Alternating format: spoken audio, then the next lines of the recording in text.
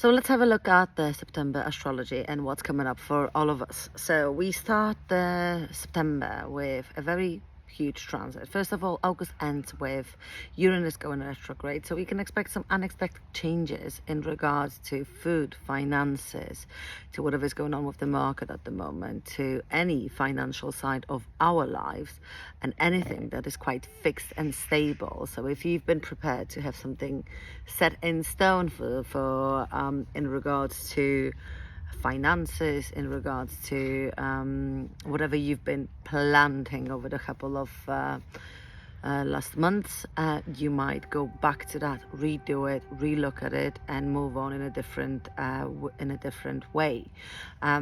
Why? Because Uranus is going retrograde, and it's going to stay retrograde till January 2025. So up until that moment, we will be relooking at a lot of stuff.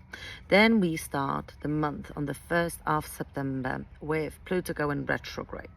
Pluto going retrograde in the sign of Capricorn at the 29 degree. This is the last time Pluto will be transiting through Capricorn for the next 248 years, so we will not live through that transit again anytime soon, unless, well, I'm not prepared to live that long anyway, so we're not sure about you guys.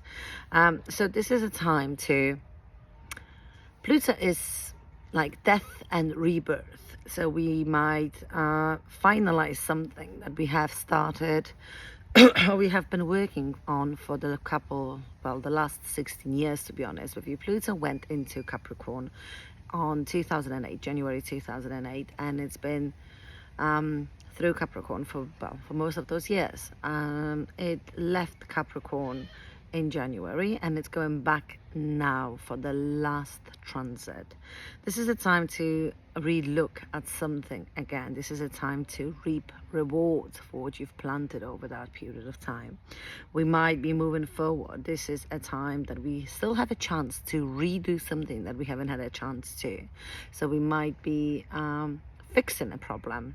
We might be moving with something. This is a time when we can relook, redo, rethink certain paths in our lives so that we can move forward. Remember, whenever Pluto is at the beginning of the sign, like it was in 2008, and it caused a crisis, and when it's at the end of the cycle, it usually comes in with quite a strong energy. Maybe it's worth re-looking at the past 16 years and see what's happening. For all of us, this is going to be quite a strong energy. We can go back to something, look at it from a different perspective. We can get stronger. Are you really ready to take those steps? If you've been thinking about starting a business, if you've been thinking about doing something, remember this is a Capricorn energy. If we've been thinking about re-looking at stuff, or letting go of certain structures, or fighting with those structures, this is the time when we can actually do. This is actually the time when you can fight your own weaknesses, when you can actually move forward with your weaknesses. So think about what scares you. Maybe it's time to let go of that fear and move on strongly. Then we've got the new moon in Virgo, which is making an opposition with Saturn, which is quite a strong and difficult energy. So this is the time when it's worth relooking at work structures, health. Remember, whatever we start with a new moon, there's an energy of planting a seed. So we're starting something new. This is a new cycle, and it will be affecting us for the next 2-3 years, to be honest with you, with the first results happening during the full moon in Virgo in 6 months. But we will have an eclipse season starting on the axis of Virgo and Pisces. So in March, we will have an exact eclipse on that degree. Well, not exact, but I think it's 13 degrees. Nevertheless, this is a time that when we plant a seed, we will see a result over the period of next 2-3 years. Maybe it's time to relook at something. For signs like Taurus, Cancer, Scorpio, Capricorn, this can be actually quite a beneficial new moon, bringing changes that are actually good, not bad. So these signs can benefit a lot. With the opposition of Saturn, yes, there is a bit of a heavy energy going on with it, so this might require hard work, or there might be some sort of delays or obstacles to overcome in order to get there. But it's also a good time to start a new cycle, better health, a better routine, maybe cooperation, maybe becoming more strict with your work. Mars will be moving into Cancer, and it's going to stay in Cancer for the next 8 weeks. So this is the time when we become a little more defensive with things that we've got. Maybe home. Mars in Cancer is at its weakest, remember. It's at its highest in Capricorn, and it's at its weakest in Cancer. So we feel like we can't really motivate ourselves as much, but we will concentrate more on the energy within home, family, maternal instincts, responsibilities with loved ones, protection. So we might be fixing things at home, making them more secure. This is a time to maybe change a little bit of the dynamics. With mother energy, there might be some sort of changes. It will stay in Cancer till 3rd or 4th of November, something like that. It will move into Leo, but it will be going retrograde in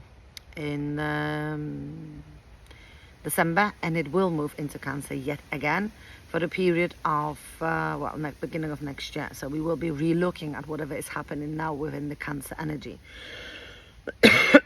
On the 7th, we do have Mercury making a square. This is the 3rd square with Uranus. So certain conflicts might reappear, might resurface, that we will have to relook at. On the 8th, we have the Sun making an opposition with Saturn, so we might have to deal with some sort of delays. On the 10th, Mercury is moving into Virgo, which is much easier. Mercury in Virgo is in its home sign, so we will feel that we do have my apologies, we do have Venus in Libra, which is in its own domicile sign. We will have Mercury in Virgo, which will be in domicile sign, so that will speed up a lot of things. We will notice that we can move on with things that we couldn't have, maybe some sort of delays that haven't happened before that will happen, and we will continue to move forward for the next couple of weeks. Whatever is happening during September, we will be dealing with that up until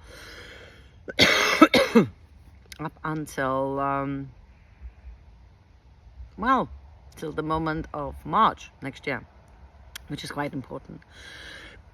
The Sun is making a square with Jupiter on the 12th, giving us a lot of optimism, but this is also a time to realize, can you actually do all of the things that you say you can? On the 15th, we've got a very positive Venus making a trine with Jupiter, again over promising, being too happy, so be cautious about that energy. Although it is quite positive, it's good to be on top of things. On the 18th, we do have the eclipse, the full moon eclipse in Pisces. This is an ending of something that happened before. This is an end of a cycle, so we might realize that we will first of all realize something about the situation. Maybe something that looked strong no longer is strong. There might be some sort of changes to how you feel, how your faith, your beliefs, or there might be something that you need to change in your health related projects. This is quite a strong energy with the eclipse, and we will feel the results of that for the next 6 months. Remember, we are starting the eclipse season, and although we have an eclipse in Pisces and then one in Libra from next year onwards, we will have eclipses on the axis of Virgo and Pisces mostly. So this is actually, in a way, an opening of a cycle of things that we will deal with. On the 22nd, Venus is going into Scorpio, which gives us plenty of strength and intensity. Watch out for manipulation, especially with love life, especially that the Sun will be going into Libra. So whatever partnerships, relationships you're in might be going through a very detailed process. Well, because Venus is looking for secrets. And then Mercury is moving into Libra on the 26th, which obviously makes us more into partnerships, relationships, negotiation yet again, pushing that energy. This will be the period between the eclipses, and we will have another eclipse on the 2nd of October in Libra sign, so there might be a time to realize something about relationships. Remember, we do have Venus making a conjunction with South Node and Lilith, opening our eyes during September about people around us. I'd like to wish you a very lovely month.